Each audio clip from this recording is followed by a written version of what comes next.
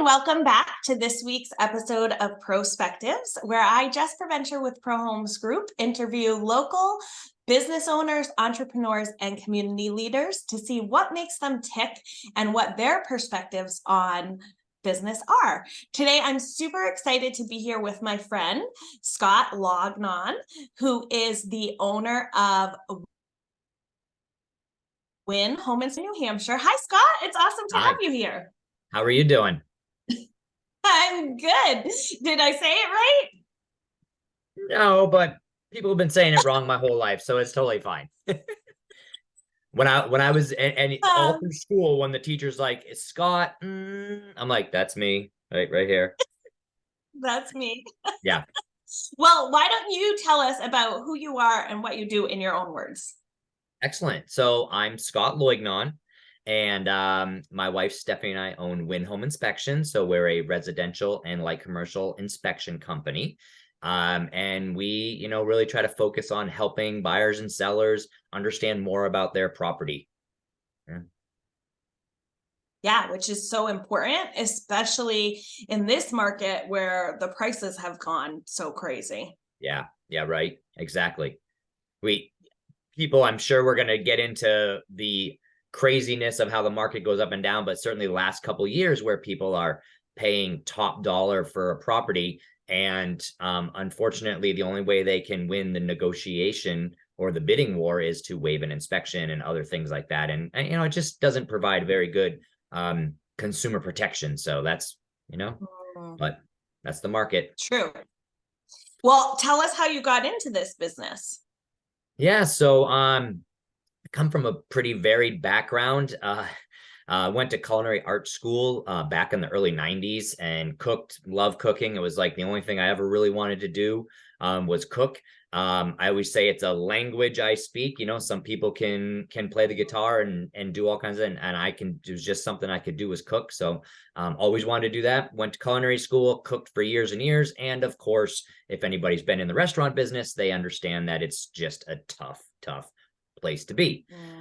Yeah. So then what do you do when you have, let's say, a limited skill set? I wasn't a computer programmer, I wasn't an attorney, some other industries that would have been, good, but I just didn't have the skills to get in. So kind of did a little bit of everything, worked in some retail and different jobs here and there, painting for a company and all kinds of stuff. And then back in 2005, I actually became a police officer with the city of Rochester here in New Hampshire, and did that for a long time. And really, amazing, really wanted to do that. I think, let's say every little boy's dream is to be a police officer, a firefighter, or a cowboy, so I think cowboy was out for sure. But yeah, so in my early 30s, I became a police officer and did that for a number of years. And my wife and I have always been entrepreneurial minded. We've owned several small businesses over the years, whether it was a daycare or a doggy daycare or, retail sales on our own, all kinds of different things. And so we really wanted to own a business. And me with, let's say, my limited skill set, I'm thinking, well, we're going to have to do something in restaurant, it's something that I think I could excel at for sure. Catering or restaurant, small restaurant, something like that. And I had a very close friend of mine who started a Win Home Inspection and a franchise. So Win is actually a franchise. So, blew my mind. He was a computer programmer, made good money, and was like, yeah, I'm quitting my job and I'm going to be a home inspector. And I was like, I'm so jealous. I wish I had it in me to just go ahead and leave my job and start my own business. And he's like, yeah, he goes, you should really think about it because it's a, great company and being your own boss and stuff like that. So I researched it for about a year before my wife and I finally said, this is what we're going to do. And I walked in one day after 13 years in law enforcement and resigned on the spot, and we started our business. And so here we are 7 years later. Learning a lot about this crazy world and meeting some wonderful people along the way. So I love it. I think it's important what you mentioned about that entrepreneurial spirit. I think that is either in you or it's not, right? Like it's, very true. I feel the same. I feel like it's something that's in me. Like I Yeah. want to be in charge. I want to be in control. I want to see what I'm capable of. Yeah. And my husband is an incredible person. He's the smartest guy I know, but that is not in him. Like he's like, Sure. I don't want that pressure. I want to go in, do my work to the best of my ability, contribute, and then go home. And I don't want to worry about it. I don't want to be thinking about it Yeah. all day. I'm sure he watches you. It's like Sunday at 4 o'clock in the afternoon. He's like, "What are you doing? Why are you working on Sunday at 4? Like Yeah. we're supposed to get right." And yeah, I totally get it. Yeah. Yep. Something to be I said know, about but that. I it's mean, so it's interesting definitely a because it's grind, like and there's definitely something to be said about going and doing your job and being part of, let's say, something bigger. But yeah. 100%. But I also think it's about like, what do you do in your spare time? Like Sure. when I have free time or I have a morning that's not booked, my inclination is to work, right? Like where I don't think that's true of everybody. So I think when it's something you're really passionate about, you kind of just gravitate to that. Yeah. What do you think has been the key to your success? Well, Stephanie and I kind of talk about this often because, the home inspection industry's been around much longer than I have, and there's a lot of great home inspectors here, and we do a lot of cross networking with tons and tons of them. Like really, like a little story is when I first got started, being new as a business owner, was not interested in talking with other home inspectors because they are the competition, right? But it's such a bad way to think. As a whole, all of us home inspectors can make the home inspection industry better. So I love the networking. I go to several trainings a year with a lot of the local New Hampshire home inspectors, and we built some great relationships, share information, share techniques and stuff. And again, it's not that I or they are worried about us taking each other's business. It's bringing education to all of us to increase our industry. So I think that's kind of been something, is being able to just have that mentality of not being upset with other people if they're working, like let's say another home inspector, like see them at a house, or like, oh, we could have done that home inspection, how come they didn't call us? But that's just the industry, right? I think another reason is because my wife and I, we've been married 25 years. We hit 25 years this June. So, we are committed to each other. Congratulations. Thank you. Thank you. It's been a crazy ride, and, like all marriages, ups and downs. But here we are, 25 years in, work together. We share an office space. We're basically in a room in our house, and we share an office space, and somehow we make it work. So we a lot of times we call ourselves like a power couple. Like we just kind of work very well together. And when people think of Win in the area right now, it's Scott and Stephanie. It's not just Win, it's not just Scott, it's not just Stephanie. We both bring a lot to the table. And I really think that's humbly, I think that's attractive for people to be around. So, they want to kind of be part of this. 100%. And I think you said something so important, and you didn't use this word, but really it is an attitude of abundance, right? There is plenty to go around. Yeah. And if you Yep. truly care about the work you do, believe that it positively impacts the consumer, Yep. then you want to elevate that everywhere, right? And the more collaborative you can be with your competition, and you don't think of them as competition, like it's so, to me, that's so important, and it's so valuable. And that's definitely how I approach it too. Like I'm not for everyone, and I want to work with the clients that fit for me. And if they aren't a good fit, I want to your point, humbly refer them to somebody else that I know is going to take just as good care of them, have the same level, but maybe is somehow a better fit for them. And it just helps us all improve. Yeah. That's an awesome, like we were kind of complimenting each other, and I love that. But that's a great place to be, is really we are in this business. I'm a business owner, you're a business owner. We're in this business to make money. Obviously, that's what we do. We run a for-profit business, you know, but it's a shared sort of end goal is to, yes, make money as a person in a company, but make sure that this client is being taken care of because we have a passion for that. So, right. So you, I'm sure, think it's ridiculous for anybody to buy and sell a house without having a real estate agent in their corner, right? And I do inspections for people where there isn't any agents, and they're always asking me questions, and I go, I'm not the agent. That's why you have a professional, licensed professional like yourself to help guide through the minutia of a contract and all that other stuff. You know, those are things that we don't know anything about. You know, you guys are the professionals. So to have that mentality of saying at least the consumer is being taken care of and represented by a professional, you know, realtor. So yeah, it's great. It's so important. What do you think has been the hardest part about being a business owner? So I you know, the funny part is that I think it's changed as time goes on. So like, you know, at first it's just understanding the industry. It's understanding what my role is in this industry, understanding you know, marketing and advertising and you know, getting your name out there, and then proper pricing, and really just kind of putting together what your service and what you're providing is. But then as things move forward, you know, I mean, I don't have a business degree, and I think most small business owners do not have a business degree. So you're trying to kind of figure stuff out while you're busy, you know. So while I'm super busy, thank God, I'm also trying to figure out payroll and market, you know, accounting and you know, adding new services and technology and training. And I mean, it's a lot. So it's a full-time job inspecting, and then it's a full-time job being a business owner. And that's difficult too. And then of course, balancing your personal life, like we were talking about earlier, like, all right, the phone rang, it's Sunday at 4.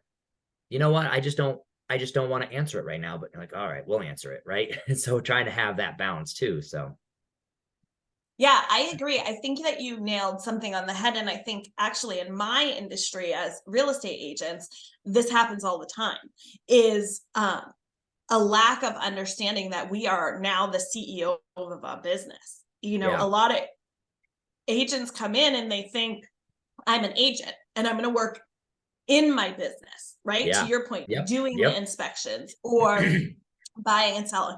But when you're the CEO, no one else is in charge of you. You know, you're the owner.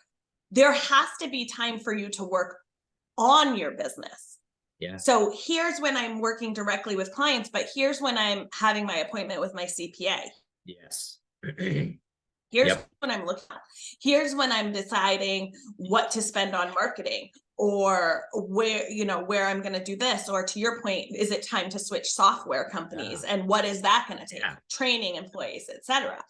And I totally think you're right. Most entrepreneurs get into a business because they're passionate about working in the business. They're passionate about, to your point, cooking or baking, and they want to have a restaurant, or real estate agents want to show houses, and you know, inspectors want to do the inspection. Like, but when you're an entrepreneur, it's so much more than that. It's business planning and marketing planning and controlling your expenses and what's the best tax strategy. And I would agree, when you know, I think I had the same thing. I kind of jumped in and then was blown away with my success and how much I loved it, and I just kind of kept going. And then you go, oh wait, there's a better way to do this. Right. It's very, very true. Very true. Yep. And just when you think you have everything where it needs to be, you're like, oh, I didn't know that, right? And you're like, okay, I got to research this now and fit this into a calendar so I can research this thing that somehow I wasn't doing, or whatever the case is, you know? Well, and I have to say, that's why I think having mentors, having coaches, having even just professionals that do that stuff better than you. Like, I know that the accounting piece, I don't enjoy it. I don't want to do it. Yep. So I'm going to outsource that to a professional. Yeah, I have to build in that expense, but we don't need to know how to do all of those things. There are other people we can outsource. Yeah. And that must be a benefit too, though, to having Stephanie on your team. It's kind of a 2-for-1, because Stephanie doesn't do inspections. Nope. And I don't do. So she can really help you on that side, that networking and communicating and building. And that's how I connected with you guys. And she's so knowledgeable and open. And I mean, that's kind of how, and I mean, you guys had reached out for quite a few years before I gave you guys a try, That's part of it, right? Yeah. It's you can't be looking at the fast. You have to be thinking about building relationships long term. Yeah. And that was, I think, difficult. I'm sure real estate agents have the same thing as like, at first, like I remember the first real estate office I ever walked into cold calling, again, I was chef and law enforcement. I had no need to cold call anybody. And there are only a very few percentage of people who actually enjoy cold calling, and the rest of us, it's awful. So I remember sitting in the parking lot, like sweating, stomach cramps, like, oh my God, I can't believe I got to go into this office and like talk to people and like ask for a sale. And so I was like, all right, just go home and do it tomorrow. And I was like, wait, this is what you do now for work, that you got to do it. So I went in and lo and behold, I did not come out with a sale. But I realized that's not what we're doing. We're building relationships for future. So that was kind of a tough part at first, is you're spending months and months building relationships, but you're not making any income because you haven't really, done anything yet. You're just laying that groundwork for stuff in the future. And, I'm so thankful for relationships like we have where, humbly, again, I like to say that I believe we're a preferred, home inspector for you. I know you have more than one that you call and use because we're not always available, but it's an honor to, be working with someone like you and building that relationship, so. Yeah, totally. I totally agree. So what do you think has been the biggest business lesson you've learned so far? I think, maybe hiring, hiring is always a tough thing, right? So, once you get the initial, paperwork done, that stuff comes easier and easier as you go along. But really the difficult part is finding that person, right? So we always talk about the culture of our business. We're not just a home inspection company. We're a particular culture, and that bleeds into our home inspections. And I think that's why people like us, because we bring this mentality, this culture of what we're even doing there in the first place, and the relationships we have with buyers and sellers and buyers agents and sellers agents and, and all that stuff.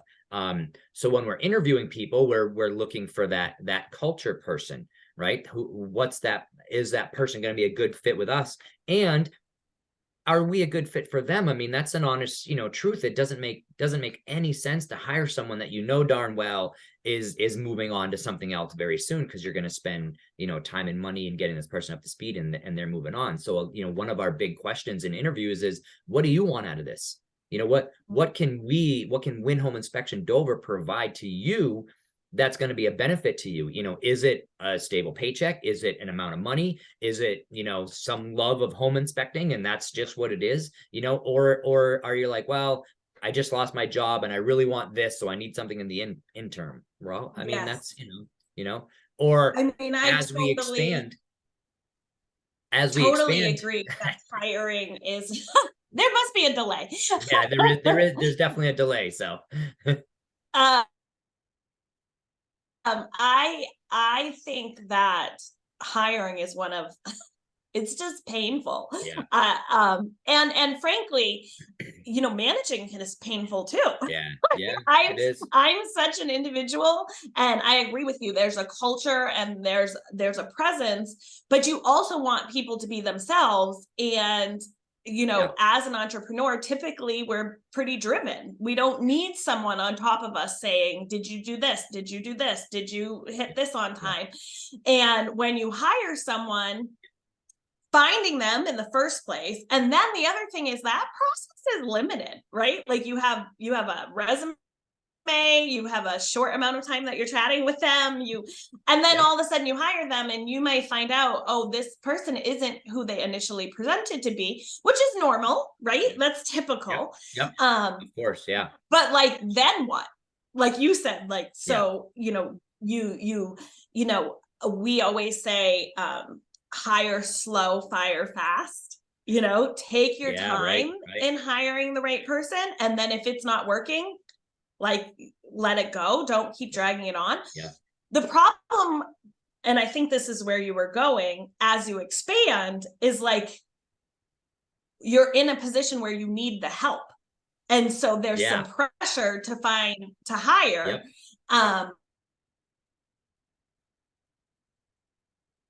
Have the bandwidth to hire before they need the person. On that same point, we actually work with a couple organizations that help us out. You had mentioned earlier about, having someone there to provide guidance or mentorship. So, us being a franchise, I think for us is a benefit, because we do have that larger entity organization that has staff that's doing some of the research and stuff for us. The other part is we actually work with a home inspecting training organization called Inspector Empire Builder is what it's called. And so that provides us with live podcasts and training and one-to-one with hundreds of home inspectors across the country, some of them who have, multi-million-dollar inspection companies that are doing 4, 5, 6, 10,000 inspections a year, and are able to provide some oversight for that. So, that's been a huge benefit for us to be able to, tap into a network like that. So, yeah. I totally agree. I mean, I joined the Tom Ferry organization in my first 12 months of being an agent. And I would say that there's a fair amount of my success that I know comes from that organization, to your point, being exposed to having one-on-one coaching, having live trainings and webinars with people that are doing millions and millions of dollars in volume and have teams. And when you spend time with people like that, it elevates your business. And it's not a matter of necessarily aspiring to build that same business or not, right? We all have our own goals, but it's just that level of professionalism, that level of experience, of knowledge. It can't help but elevate you. So I agree. I think that's such a huge, huge piece. So tell me a little bit about how you structure your day. So we talked about working in your business and on your business. So tell me a little bit about what that looks like for you on a daily basis. So on a daily basis, like we try to have structured time slots for inspections. And what that does for us as inspectors and for agents is I guess I'm trying to remember the word, like the knowledge that the inspection is either going to be at 9 or 1:30, right? And it's like dependable. We just know those are our times, right? So our inspectors know that they have a 9 o'clock inspection or a 1:30, and of course we'll work with people and flex stuff around that. But so waking up in the morning, getting all my equipment ready, jumping in the car.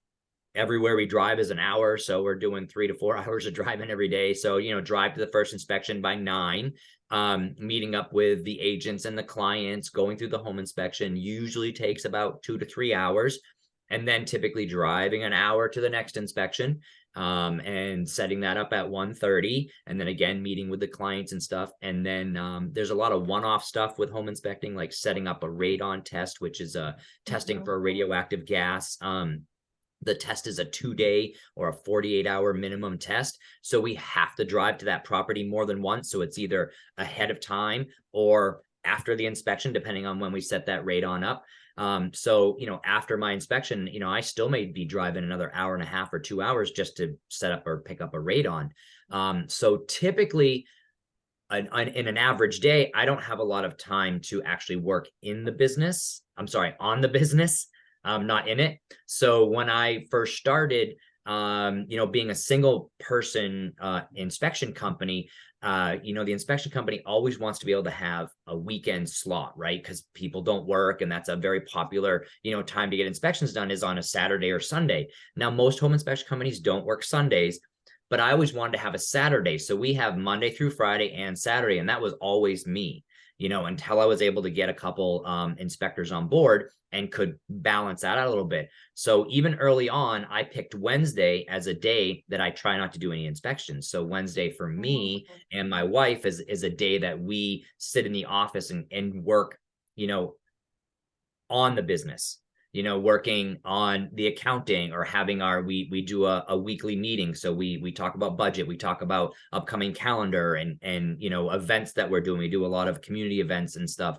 what's coming up and what can we focus on from there, going over applications, of new employees coming on and stuff. So that's really the way I try to work my whole week is, Monday, Tuesday, I'm out.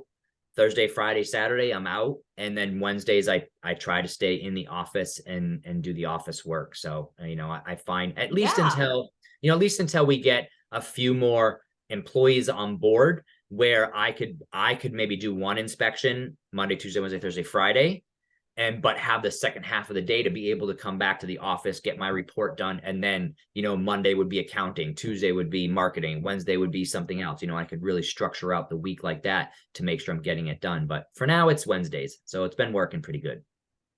Yeah. Well, speaking of that, what are the future plans for the business? Yeah. So, one thing that we really liked about the home inspection industry when we were researching whether I was going to quit my job and start this business was, balancing out what could the future hold? What's the scalability of this business? So, originally when we were looking at something in culinary, I was looking at a catering business, which is amazing, but there's a cap, right? You can only really cater so many things a week, and then it's hard to duplicate a catering effort. So what we discovered here with home inspecting is, it's really something that we can duplicate and duplicate and duplicate. So the future is wide open. I mean, it really could be, a dozen inspectors working, me not working inspections so much and working on the business, and not in it.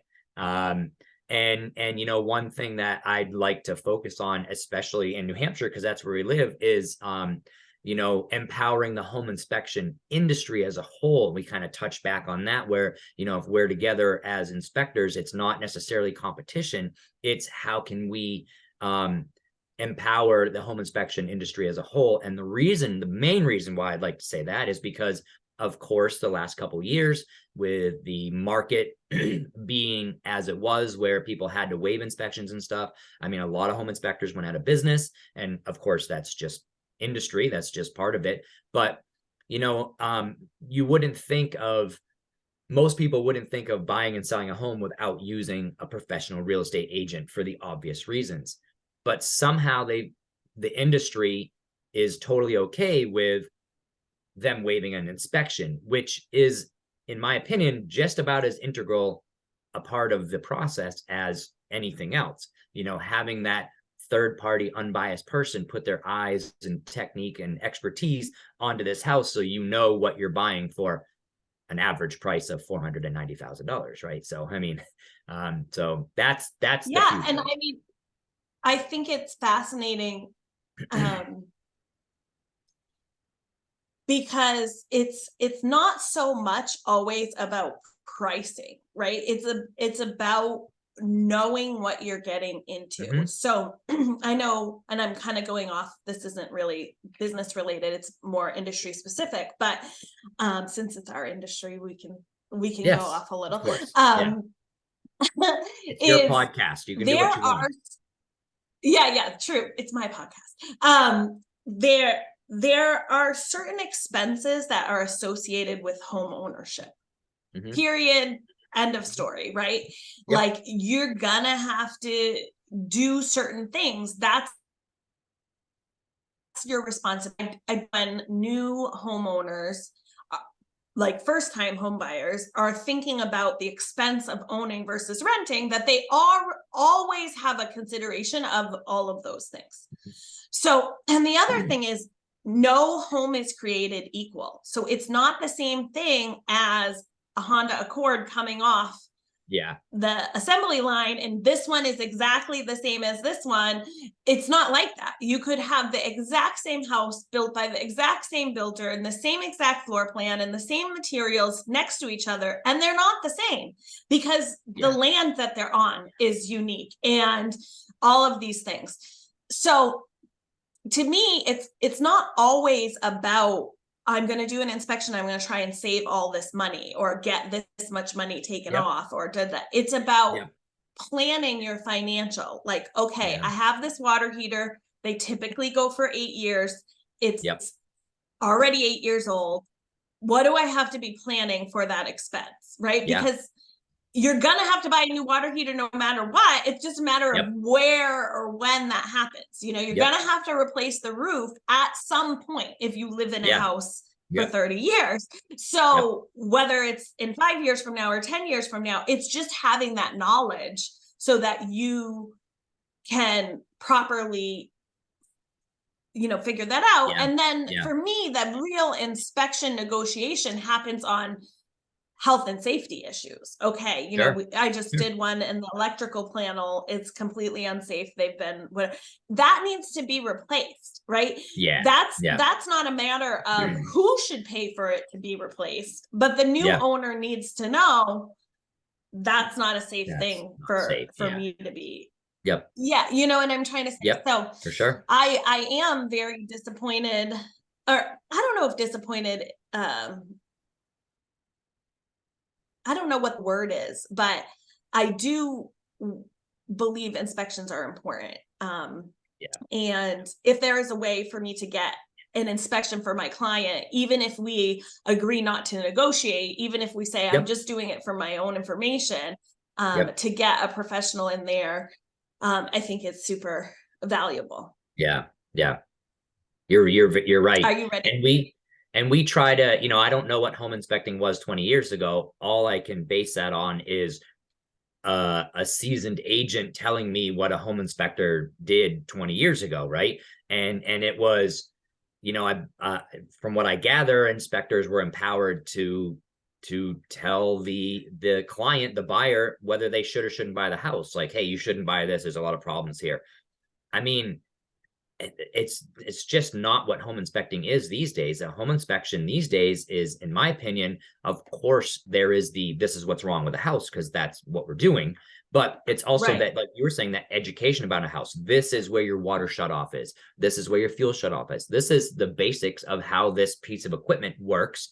And you should have a professional service it. Let's say your heating system. Like, you know, most of us are not professional plumbers or HVAC technicians. So you just need to have someone come in once a year, once every other year, and service this thing just like you do with your car.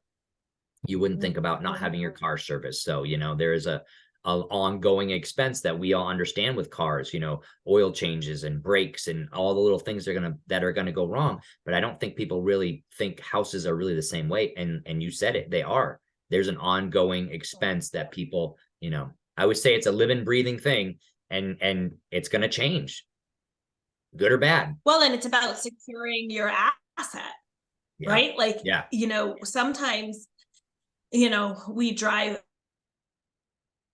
you'll see a house and oh my God, how did they let it get this way? And it's like, well, because they weren't doing the ongoing maintenance. It didn't happen overnight. It happened from years of, you know, not taking care of it. And whether that's from an ignorance of knowing that is supposed to happen, or a lack of financial resources, or, you know, who knows, but my job is still to help those people as best as I can make a profit on their asset, you know? So having someone like you who can come in and sometimes for pre-inspections and say, okay, guys, these are the concerns that we see, can be very helpful.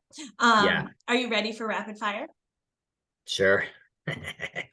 Hey, Of course. what is your favorite place to vacation?